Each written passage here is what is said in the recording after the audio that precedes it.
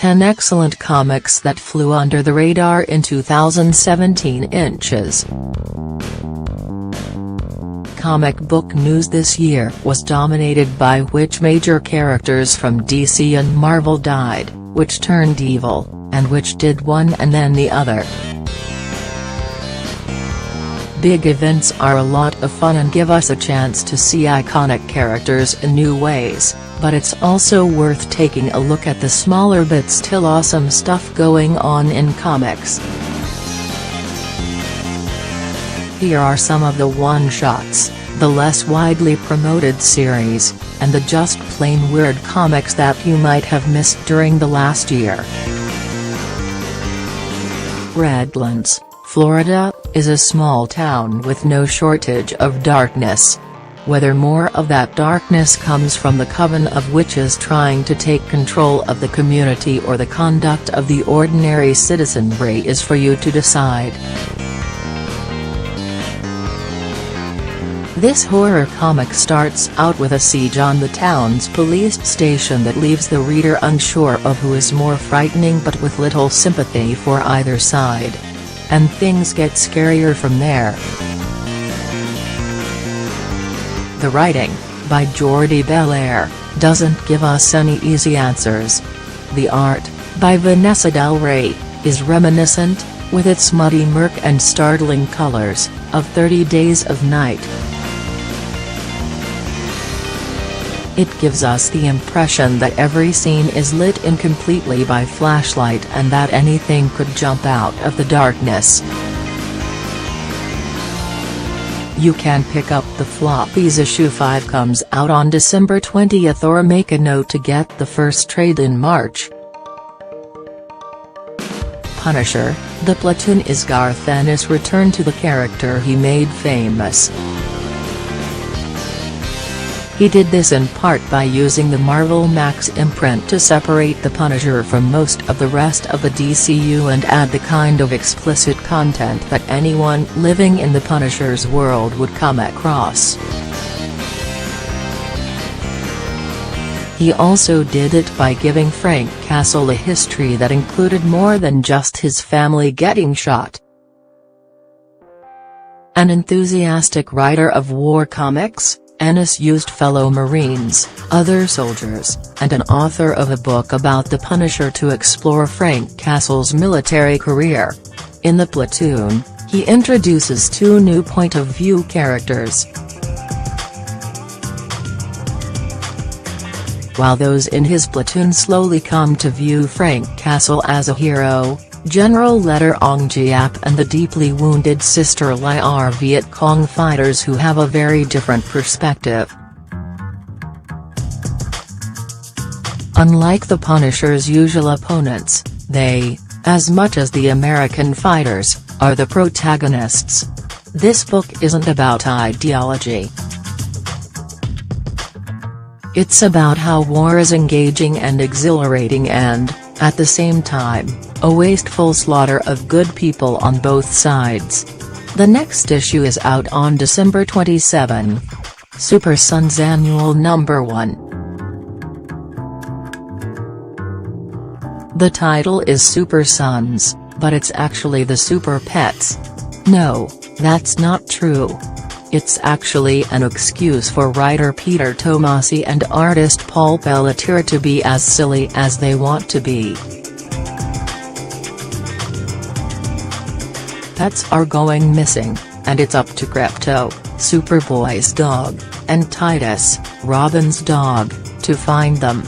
That means a few pages of action and many pages of Streaky, Detective Chimp, Batgo, and Doggy slobber on all of them. It's on the shelves now.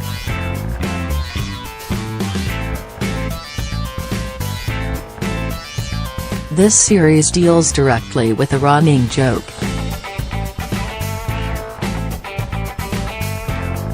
What happens to all the gifted superheroes with crap powers? It's something that mainstream comics ignore. Practically speaking, how useless is Wolverine? And other media treat mostly as comedy. Secret Weapons finds the humor in these kinds of powers but takes them seriously.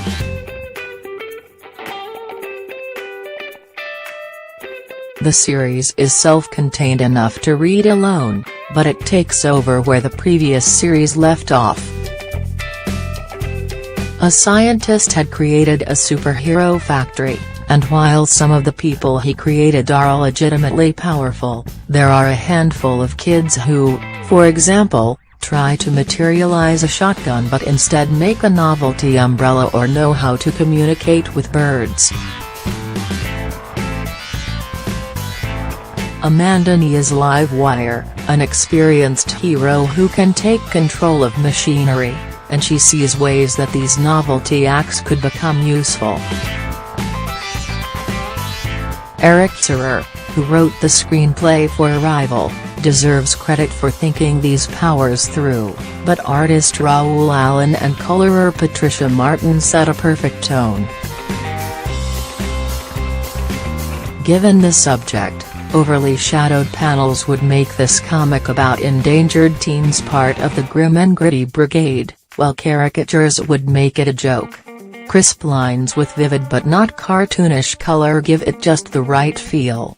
All 4 issues are out. Betty and Veronica, Vixens. Archie Comics' Betty and Veronica get together and form a biker gang. This means plenty of panels of them on motorcycles, hair whipping in the wind, helmets securely in place. It means crop tops and tank tops and partially unzipped tops. It means fist bumps and perfectly lined eyes and Veronica putting a chokehold on a guy stupid enough to harass a group of biker chicks. And it means, when the gang is contemplating going to war with a rival biker gang, Betty reaches into her purse for protection and brings out. It blends female solidarity with mad-at-the-world aggression with Archie Comics' unshakable wholesomeness. The first issue hit comic shops November 22. Hostage. Guy Delisle's graphic novel about the kidnapping of Doctors Without Borders administrator Christophe André is light on action scenes and heavy on the kind of mental work it takes to make it through months alone in a room, terrified and bored. The trick is to put us through what André went through without boring us as well. Like André, we have little to keep us occupied. There's a mattress on the floor. There's a radiator, to which André is chained. There's a window that's boarded up, and there's a light bulb that doesn't get turned on. At least we have André. André is hard on himself, hating that he allows himself to be controlled by his captors, but Delisle's book, based on André's recollections, leaves the reader admiring him. With nothing to do but turn his situation over in his mind, he comes to remarkable conclusions quickly in one scene. We see him reason his way through to a conclusion that his captors may well have bungled the attempt to even make contact with a negotiator and that all his time up to that moment was wasted. Soon, though, his need to make sense of things turns in on itself. André has no information, so his questions do nothing but frustrate him. Living through the situation means finding a way to keep it together mentally. And then doing it again and again, day after day, with no end in sight. Delisle's book is a tough one, but it will stay with you. Published by Drawn and Quarterly, it's on the shelves now. After a look at what real trouble looks like, there's no shame in diving into pure fantasy. The Adventures of Nick Fury Jr., gadget-laden super spy, will give you a sugar rush. A shameless James Bond riff, this has Nick Fury Jr., son of grizzled warhorse Nick Fury, spying it up on the French Riviera. The comic is pure joyful play. The relish that writer James Robinson and artist Alejandro Cal Oliveira bring to the character and the visuals is palpable. Story? I gave you the words Nick Fury, James Bond, and French Riviera. You know the story. On the shelves now. Centipede. Every year there's a comic that is better than it should be. Last year it was the Flintstones. This year it's Dynamite Entertainment's Centipede. Yes, the one based on the Atari game. Dale Trell is the last man on Styrak, his planet, and he's going to go out and murder the monster that killed his world. The funny thing is, he didn't much like his world. In a twist that might feel a little too on the nose for some, Dale liked myths and heroic stories, including Earth memorabilia, in a way that isolated him from the rest of his planet. Dale was in a civilization that would be featured in comic books, but within that civilization he was a comic book reading nerd, who is now in a comic book adventure. The premise begins to loop in on itself, but the theme stays strong. Does isolating yourself by burying your head in an alternate reality or in the past cut you off from the here and now? Or does cultivating a different mindset come in handy? Dale is alive, after all. He has a plan. No one else on his planet can say the same. Jason Shiga, the creator of the Demon series, has a degree in mathematics and has found a way to inflict his expertise on both his characters and the rest of the world. His character, Jimmy Yee, is drawn with a childlike reliance on solid colors and basic shapes, hangs himself, shoots himself, slits his wrists, and will not die. Why not? That is the question of Volume 1, which you can read in its entirety online. The series has just concluded with Volume 4, which came out in November. Its cover shows Jimmy standing on a mountain of dead bodies and is an appropriate reflection of the book's contents. The series is a quick read, if you have the stomach to see cute little Jimmy Yee commit the most grotesque acts on both himself and others in an attempt to find the solution to his variation problems. Calixit. If you look at comics this year, you'll see themes, rage, ridicule, and dystopia. For the most part, the stories enacting these themes have been allegorical. Calixit, from Black Mask Studios, is explicit.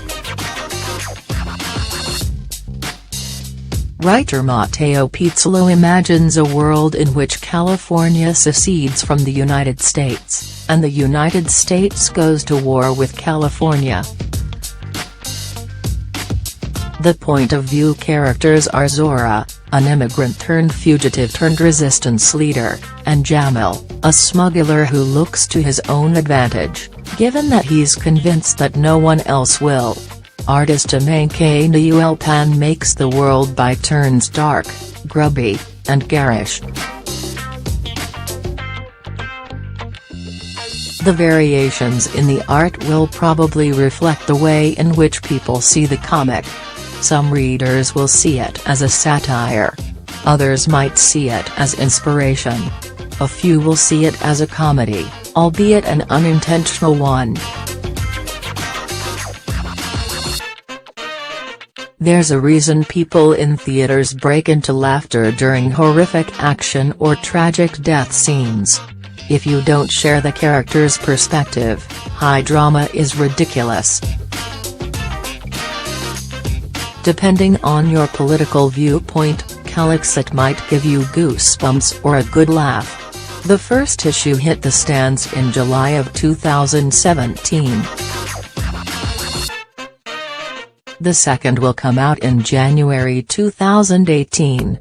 Whatever your political affiliation, this is one of the few comics that may end up as a historical document. You might want to check it out.